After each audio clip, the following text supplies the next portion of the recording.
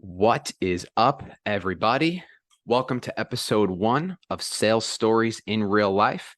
I'm your host, Alex Bruschi, and this is the show where B2B sellers share their story about times they were sold everyday items.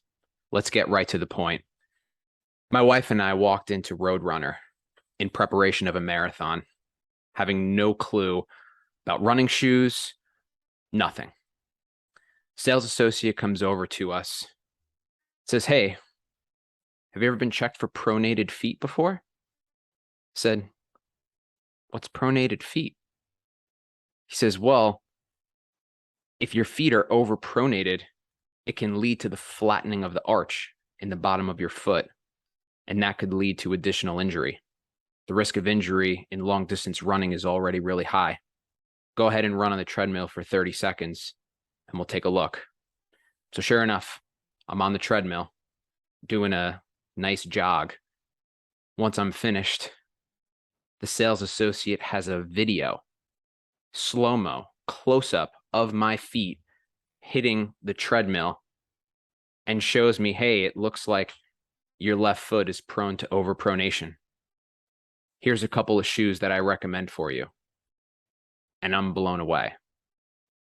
I had no idea what overpronation was, what the risks were, and I am totally listening to every word he has to say. Once the shoes come over, he does something really interesting. He says, "Hey, I brought you over 2 types of shoes. People typically either like their shoes one way or the other. They typically either like it really loose in the back, so you have some extra room for comfort, or they like it hugged up against their Achilles." So I say, "Okay, I have no idea." Try on the first shoe. Feels pretty good. I'm open to it. Try on the second shoe. And he says, "Oh, this one is going to hug your Achilles much tighter. You'll probably like this one more." Sure enough, put on the shoe and felt amazing. So here I am, an uneducated runner, now having learned a lot more about running and running shoes than I'd ever learned in the matter of 5-10 minutes. Now, here's where the really interesting part comes in. I'm walking over to the cash register to check out. The salesperson says to me, "Hey, you got yourself some great new running shoes. Aren't you going to need some running socks so that you're getting the most possible benefit out of your training without damaging your feet?" And in just one question, in about 5 seconds of his time, he sold me a $50 pair of socks. No mention of the thread count, of the benefits, anything. Simply, aren't you going to need some running socks so that you're getting the most out of your training?